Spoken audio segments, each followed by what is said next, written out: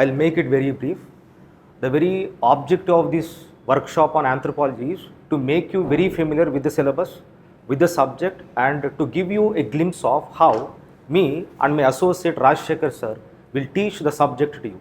Okay? So, before we proceed, mostly you are very familiar with a few things, right? In the context of optional subject, there are some criteria which are used by the students to decide what option they want to pursue for UPSC mains. Now, if I were in your position, the first aspect I would be considering is nature of your optional subject. When I say nature of your optional subject, my interest is on the difficulty level. Now, when I say difficulty level, the word difficulty is always relative in nature. For example, if I ask you, which is the toughest GS module for you till date? You might have heard polity, economy, history, geography, environment, S&T, right? Which is tough, relatively? Economy.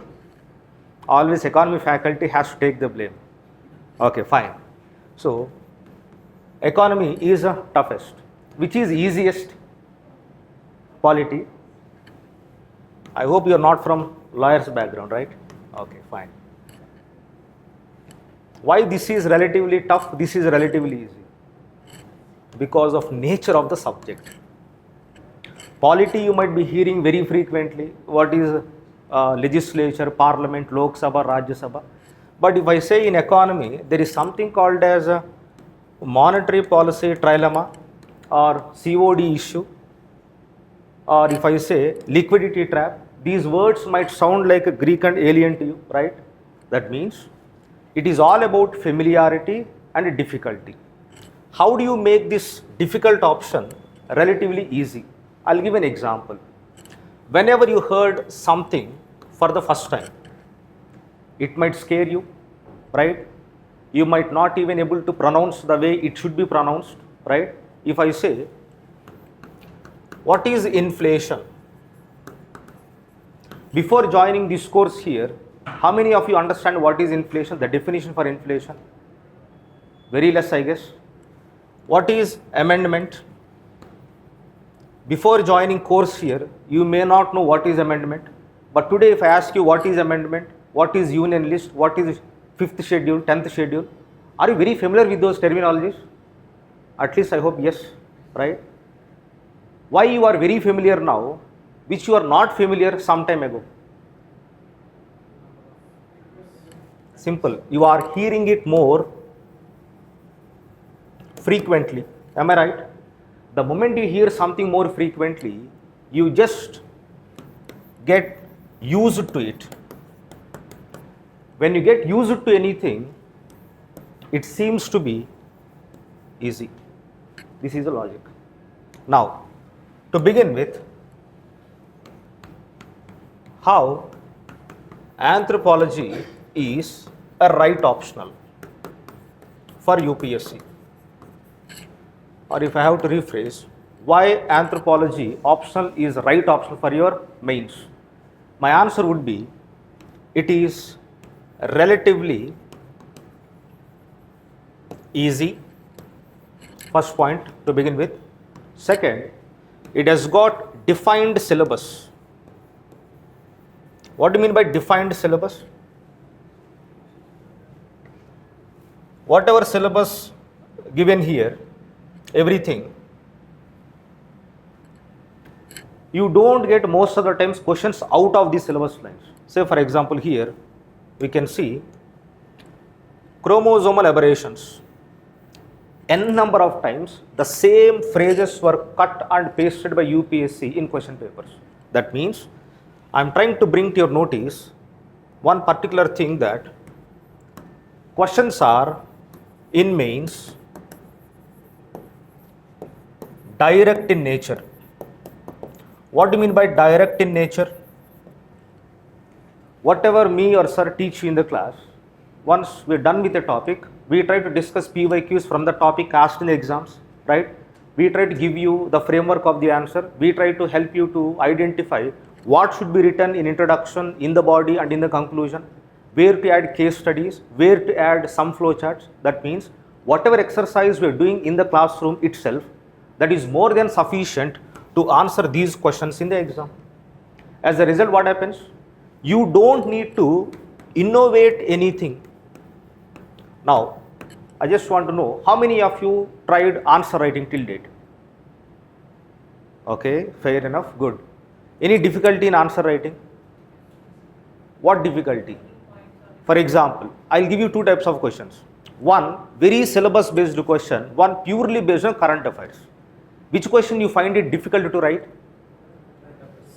Current affairs based question. Why? Because you need to think and you need to make a framework in your mind, and then you need to structure your answer, and then you need to do some value addition, right? Everything should be done by you, right? Within that moment. But as far as anthropology is concerned, what all you're supposed to do in the examination hall, that is already taught you in the classroom. That means you are already familiar with the structure of the answer. If the same question was asked by UPSC, do we innovate or should we innovate there? Is there any necessity?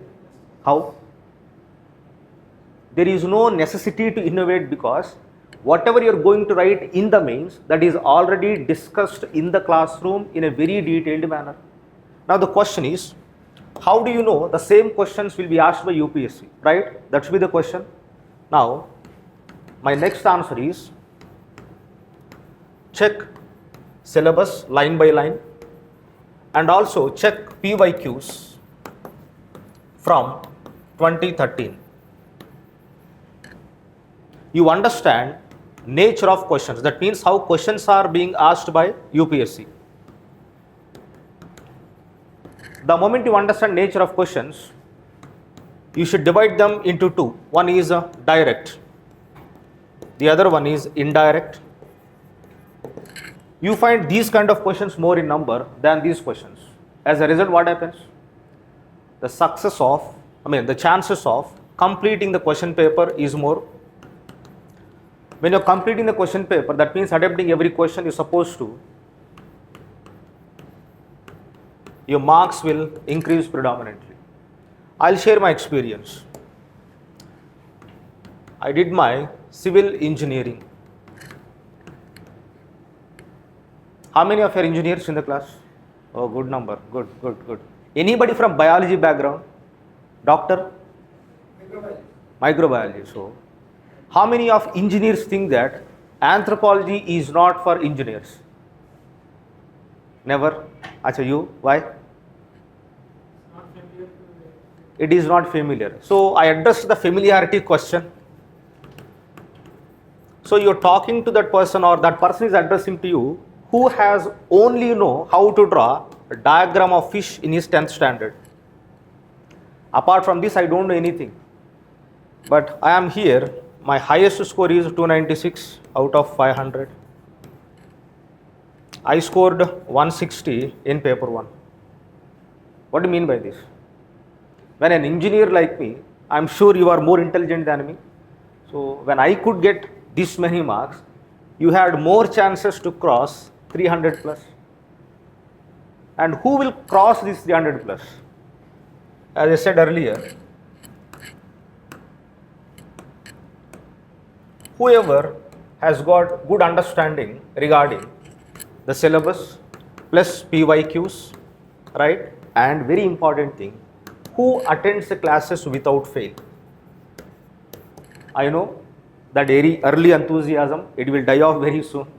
In the beginning, you attend in more number. By the end of the course, half of the strength is missing in the class, and you believe that you can manage yourself the optional preparation.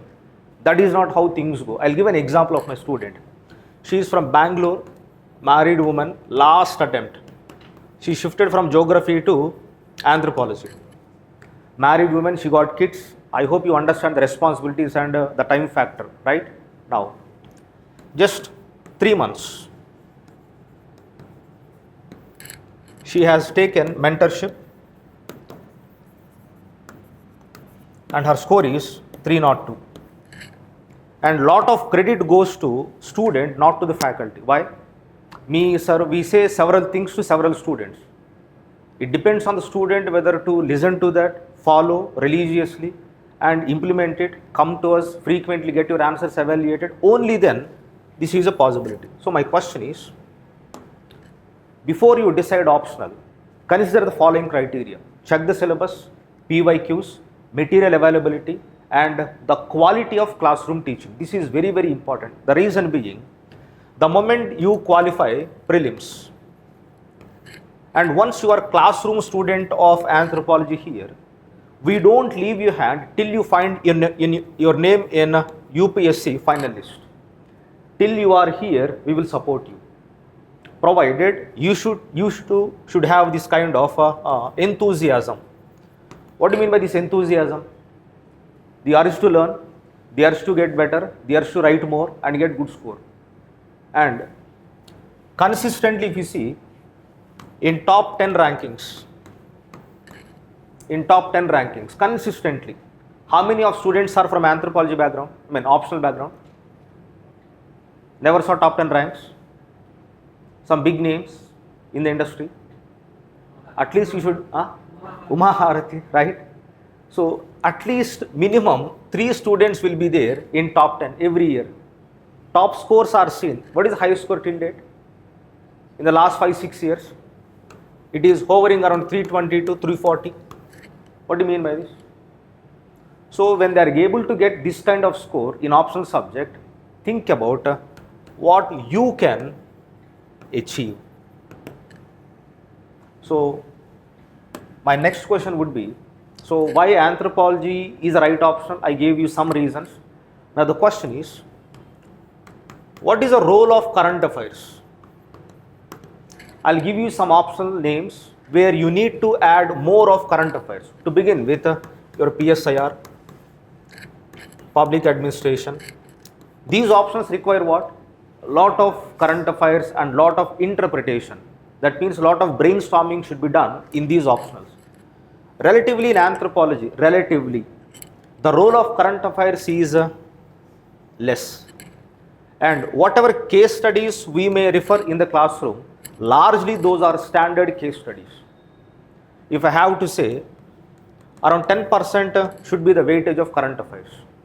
More or less 10%, not beyond this. You take PSIR, you got IR, right? Majority of the IR is from current affairs. That means anthropology has got a relative advantage in not putting more burden on the student regarding integration of current affairs in your optional answers. Relatively, right? Next.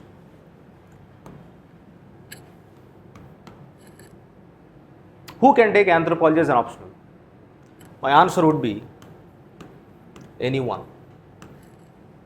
Though this appears to be preposterous, but go home, give a thought, check the syllabus, you find it that it is a doable option. What do you mean a doable option?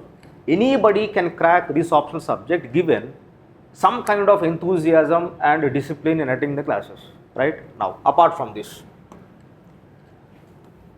how we teach, me and sir together, how we teach.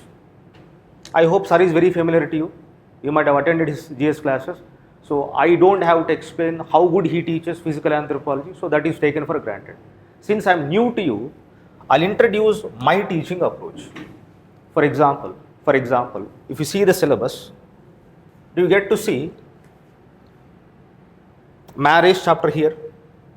This is part of marriage, group marriage, functions of marriage, marriage regulations, preferential, prescriptive, proscriptive. Now, I'll try to help you how such topics are dealt in the class.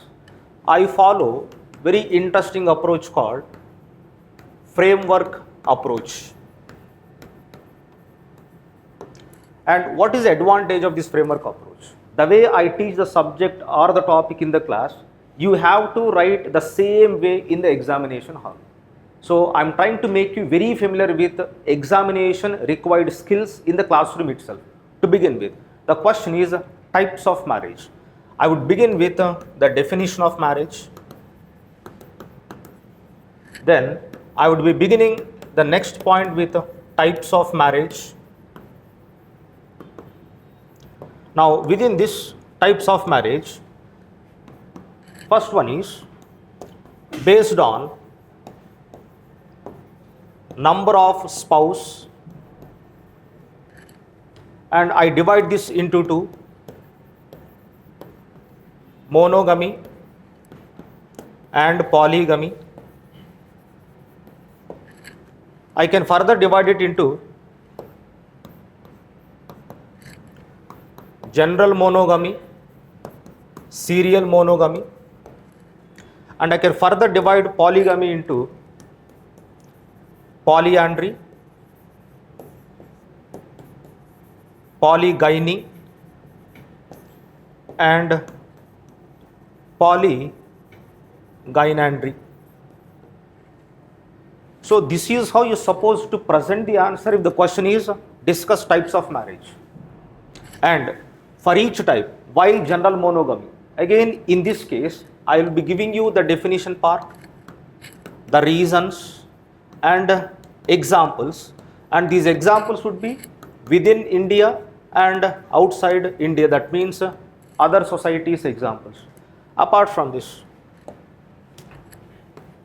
next subheading in the topic is based on rules, and within based on rules you got first rule, prescriptive rule, and within prescriptive rule there are two types: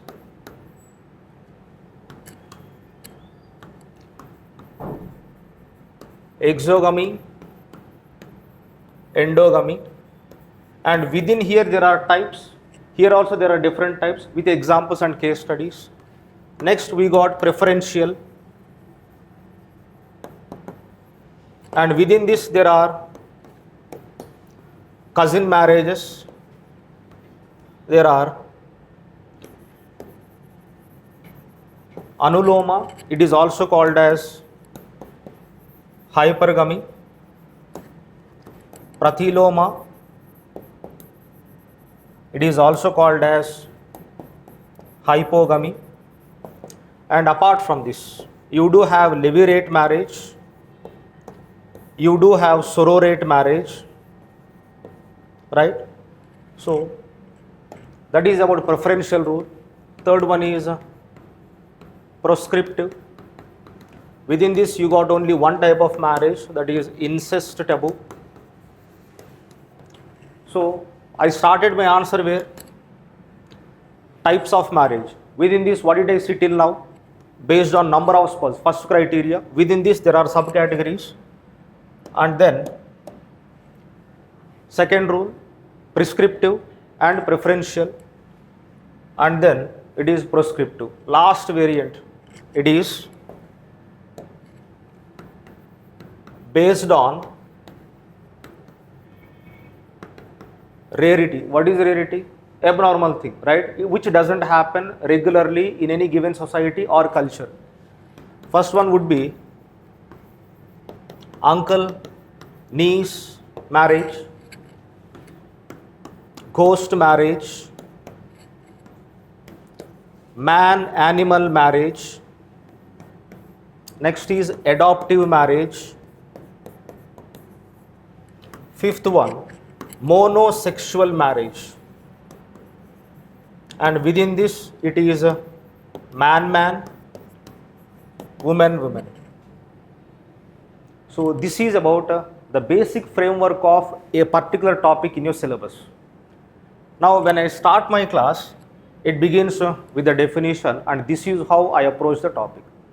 Now how difficult it would be to understand and recollect the same in the examination hall? Is it easy or tough to study any particular topic if something is taught in this way? Isn't it relatively easy, or it is very difficult to understand?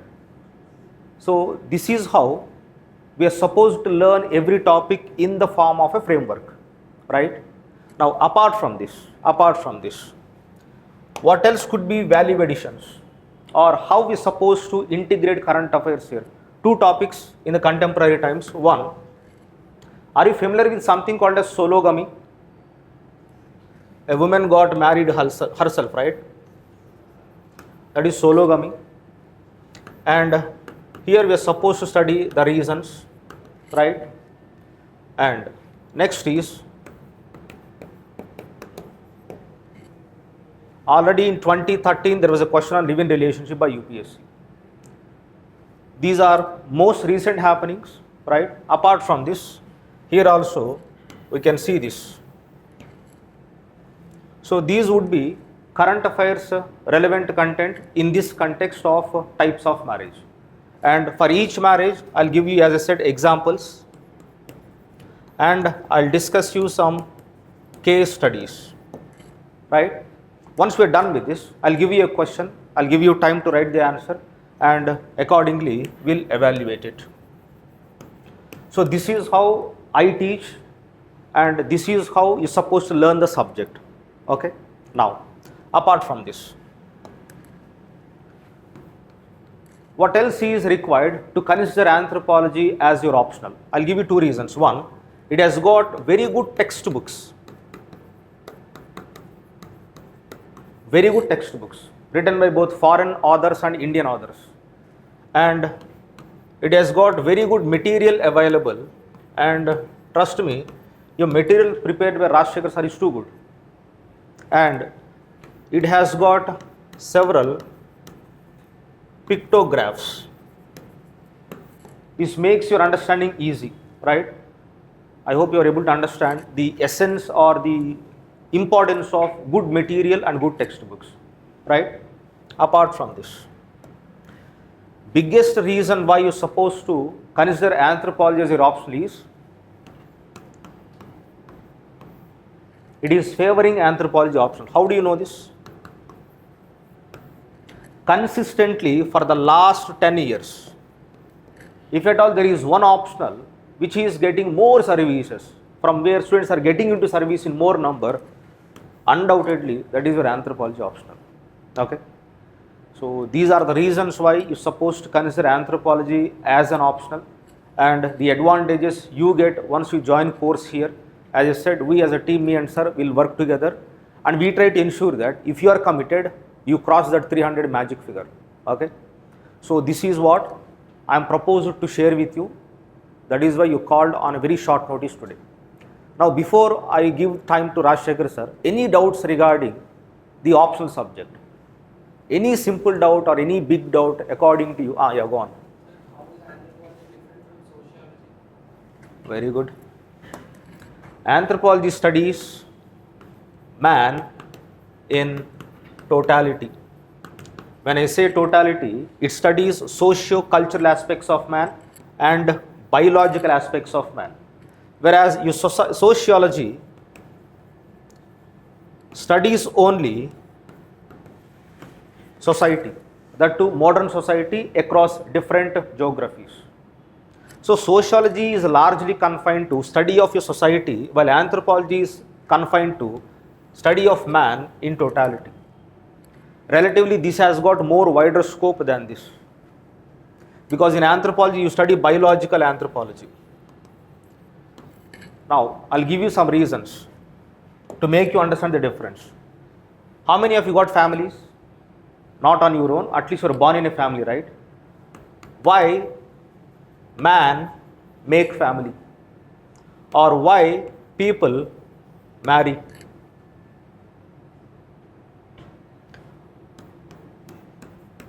Why we walk but not our ancestors? All these interesting questions are answered in anthropology, and trust me, I forgot to mention, it will be surprising for you to know how interesting anthropology is as an optional. How interesting anthropology is as an optional. Now, as I said, why we are walking? When we walk, we are called as bipedals. Who are our ancestors? Chimpanzees. They are our ancestors. Are they walking like us? They are called quadrupedals. So these intriguing questions will be answered in anthropology with some substantial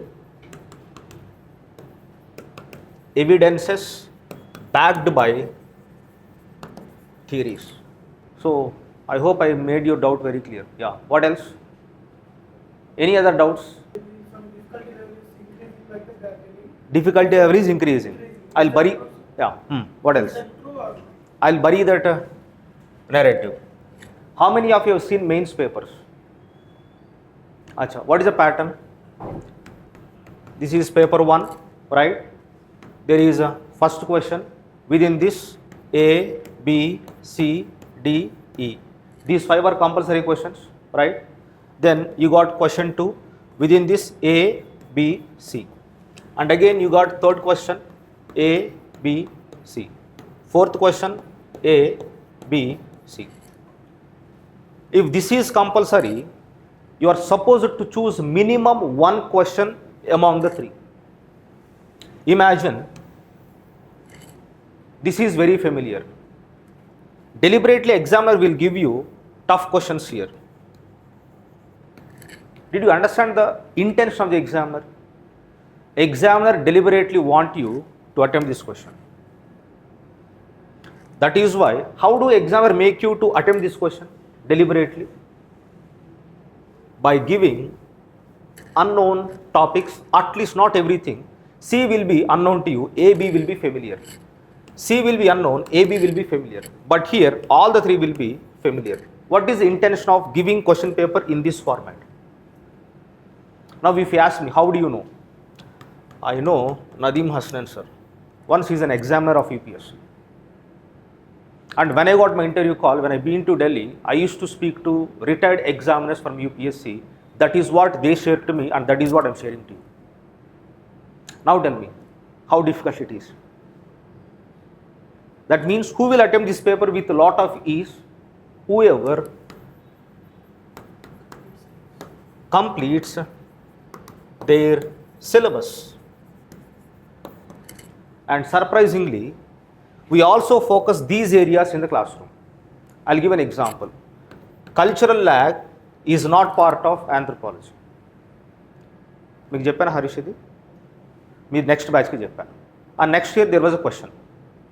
That means cultural lag is a concept lifted from socio. There is another topic called total institutions. This is also lifted from sociology. Last year there was a question on Ambedkar and caste. This we don't study in anthropology, but this is lifted from sociology. The point is, all these new areas that are being asked in the recent times, those are also covered in the classroom. So I don't find you finding difficulty in the exam. So this is how things happen. What else? You said UPSC might punish anthropology, right? Right? I'll bury that argument. See, why would any optional become so popular in UPSC? Simple, very good. Scores leads to ranks. Why public administration, political science and geography to some extent, they are punished by UPSC now? I'll give you the reason. All these courses were taken up in huge numbers in universities. When was the last time you heard somebody doing MA anthropology in any university? Very less. Very less. How do you promote students taking up anthropology at the level of universities? How do you promote anthropology to be considered as one of the career options in universities? Encourage this with more scores and more ranks. What happens? Because of this, what happens? Your option becomes more popular. Once your option becomes more popular, what is the advantage? Students community get to think that to pursue optional subject in UPSC, let me join MA Anthropology. That is how every social science gets some kind of student community so that research could be done in anthropology. For this example, People of India project is evidence. Now this is going on in the next phase. So as long as government want students to take up anthropology at university level, you don't have to find it difficult in UPSC. Anything else? Chat. Okay. On what date class starts? We can skip current affairs. So it is not like, you can skip current affairs. You need to read current affairs, but not the way you're supposed to read it for other options. That is why I ensure that my words are very carefully considered in sentence formation. I said relatively. I did not say nothing is required from current affairs. I said relatively you don't require more current affairs. Don't get confused, don't get carried away.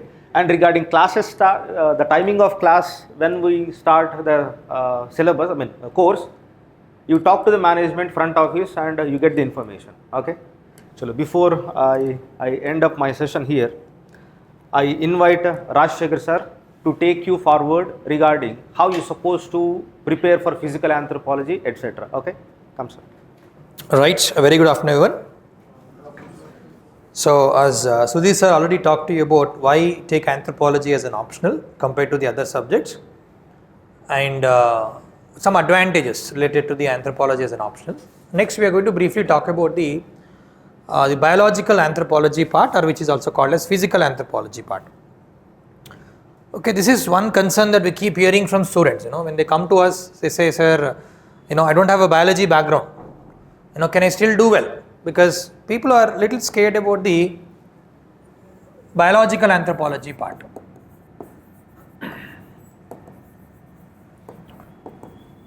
So yes, to some extent we should agree that this complicates your preparation little bit in this optional, because there is some technicalities, there's a complex ideas that we have to go through.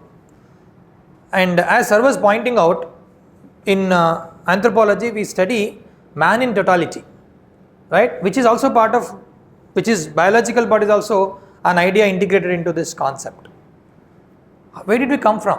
How did we evolve to this kind of form today? From where did we come, how did we come, and why is that important in the current scenario? These things of course are explained in a scientific manner, which requires bit of understanding, but it doesn't mean that we have to get into the details of mechanisms related to that. So what needs to be studied here, and what should be our approach with respect to the physical anthropology part? First of all, we need to get the syllabus right? You understand the syllabus well, and you notice that for biological anthropology, which is primarily part of the paper 1, and if you see units 1 and also unit 9 to 12 is where this part is covered. In unit 1, you notice primarily the idea related to human evolution. Okay, how did we evolve from primates, let's say? What is our position there? What kind of characteristics we share with the other primates? What made us special? In what method that we handle things? In what way our intelligence has increased from them? There's a clear connection. There's a scientific evidences to that. There's a clear connection. So this is something you would have studied already at the high school level of human evolution.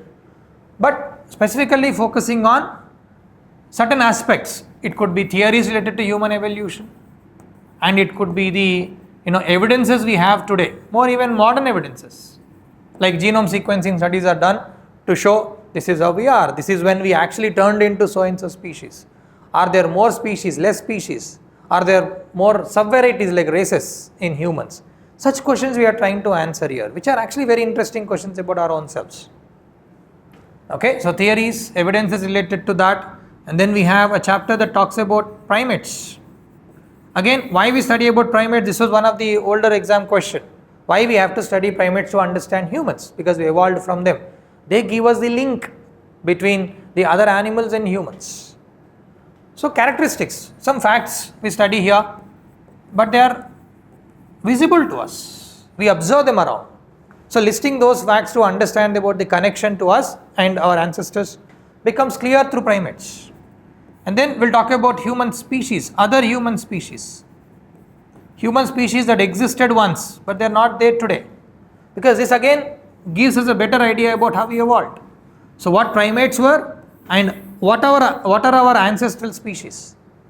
So it actually gives a nice connection between how we became what we are today. That is the first theme. right? This is where students feel little difficulty because we have to remember lots of facts related to our ancestral species. But if you get the logic right, okay, like how our facial changes have taken place, how changes in our spine, how changes in our brain has taken place. The problem here knowing those facts, but once you put them into the context, they become easy. Anything, if you teach me economy, first few days I find it so difficult because those terms are very new to me. But when you get the right context of that, when you keep thinking about it and keep reading about it, they become easy for you. You feel related to it. And that learning is a requirement in UPSC exam. Correct? But once you put the logic into it, this becomes easy for you. And that is where my expertise comes into the picture because I'm trained as a biologist. Okay, I've worked as a researcher for many years. And my goal is always to simplify things because I want, the reason why I did my PhD is to actually visualize things. The main motivation for me is to become a good teacher. 20 years ago when I started my teaching career in Bangalore as a teacher in biology and life sciences, I felt there's so much that I need to understand first to teach students. That was my main motivation to go for PhD in abroad. Where I learned, how to relate because these are all things that are something that we see every day, something that we, relate every day. But if a teacher can bring that to you and it doesn't become a problem, that is where we are lagging behind. When I came to Hyderabad 8 years ago and when I was brought here by the same Harsha sir who was teaching, with the idea that, sir, we are learning anthropology from many teachers here, but they're not giving us a clear idea of physical anthropology. They say it's okay, it is not important. They were skipping it because they didn't have an understanding. It requires a good depth to explain those kind of things. So that is where I fit in. Where I had great learning related to genomics, DNA fingerprinting. We talk about molecular genetics. We talk about cloning. So those aspects that we study in depth. And I know, being in the teaching for last 8 years related to UPSC after analyzing papers, we require that visualization. We don't need all those great details. But how do you write an answer? What questions are coming in the exam? How with that clarity I can write an answer? Most of the students, the main reference book for them in market for physical anthropology is written by Peanut. And unfortunately, we have to say that it's a collection of facts where it cannot generate interest in you. When you start reading the material, it's list of facts which you are not able to relate to.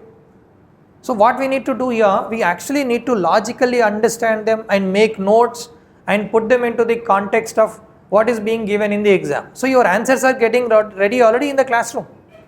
It's just the matter of, as Sudhir sir said, attend the class, follow the idea, make your notes, follow the material structure we have given, your answers are ready.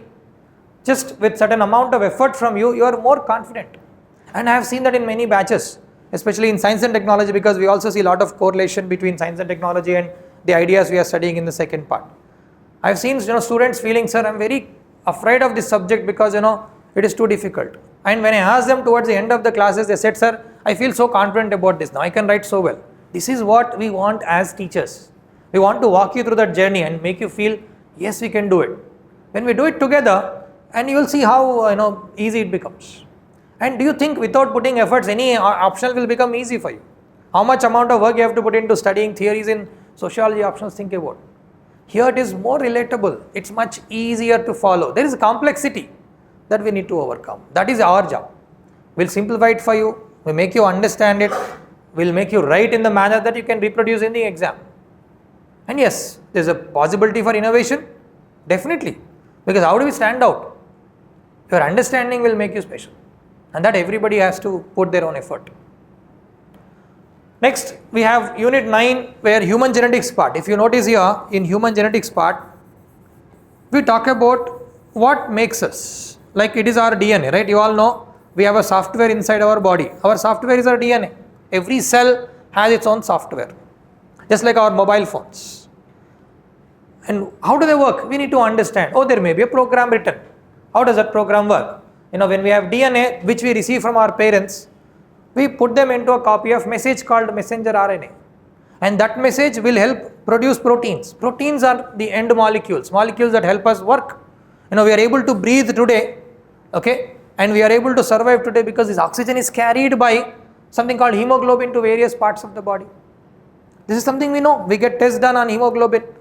We study about variations in hemoglobin. How do you study human population? We all carry more or less same proteins. We all actually carry same proteins with tiny variations here and there. Why are those variations? Those variations may be helping some people to survive in some environment. That is what you study here. Molecular level, what variations are happening. At population level, how those variations are operating. If someone lives in a mountain region, how such variations are supporting them. So this is talking about biological version of human evolution. And then there is a debate because people started discriminating people because they look different. Okay? Concept of racism had started, differentiating people based on this. But biologically, if you get into the depth of it, we are actually much more similar than what we think. So where is a differentiation coming from? It is coming from our psychological aspects. Biological aspects are proving no, we are wrong. We are very same. We probably have all originated from Africans. Our ancestors who were living at one time in Africa. The clear connections. That is what biological anthropology can do. It can bring in evidences that nobody can deny. Our DNA doesn't lie. Our DNA is so stable. We are studying those details in physical anthropology part. How we adjust, where do we adjust, what kind of changes that happen inside our body, individually how we are, population level how we are. Okay, what is the use of all this understanding? We have something called applied anthropology. When you understand human differences, we can create better diagnostic methods. We have a big project going on in India, Genome India project, right, where we are learning about thousands of Indians and their DNA so that we have our own reference genome map. And these things you also study in science and technology. It becomes a revision for those students who are taking up anthropology as optional. And when you are listening to these things in different contexts, and the understanding levels will be much better. So we talk about biotechnology and science and technology for about a week. There we discuss about PCR, we discuss about DNA fingerprinting. There we discuss about DNA markers, etc. Those things are covered in anthropology. So that familiarity part is also addressed because anyway, whatever optional you take, you are studying some of these ideas in science and technology classes. Okay, yes, we agree, there is a complexity. And that is where, when we have good teachers, you can stand out because you can understand those topics. I have seen that in many of my students who said, sir, I am very confident, now I understand, now I can visualize. It's a matter of only practicing how to write well. So if teachers can do it and bring it to you, will that become easy for you or not? Okay, and we'll see that. You probably are, some of you have just started teaching, so you will see that in few weeks, how well we can manage it. And more than that, as Ramababu sir clearly said, they want us to be available to you, so that we are actually hand-holding you and taking to that final stage. So we have all the resources here. It's just a matter of understanding the syllabus well, coming to the classes regularly, and trying to answer the questions with the framework that we have given to you. So will that be sufficient for you? Will that give you confidence that as a student with this optional, with this amount of scope, that you can make use of it and do well in the exam? What do you think? What else do you expect from us? Because we believe, because we have gone through these phases ourselves, we believe this is the kind of work that we provide for you should satisfy all your requirements.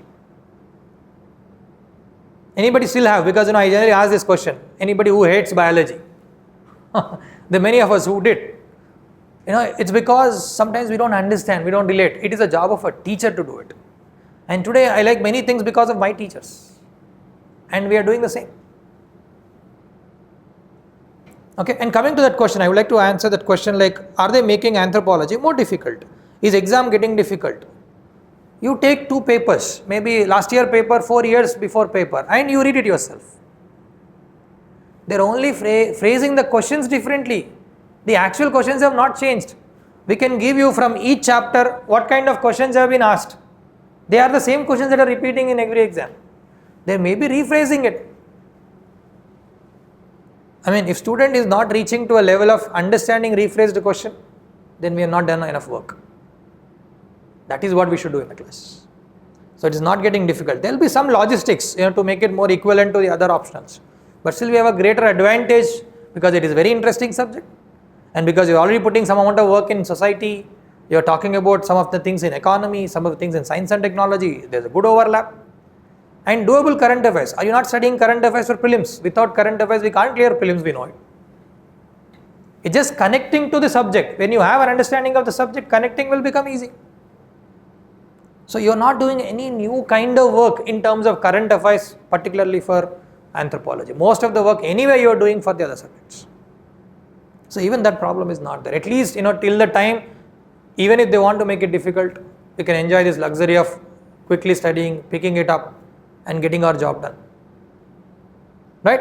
And given that physical anthropology is a little complex, I always use images. My method of teaching, where I show images, where I see the connections.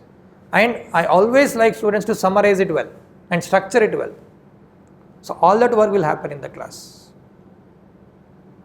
Okay, I think I don't want to take much more time, but this is what I can tell you from the physical anthropology part.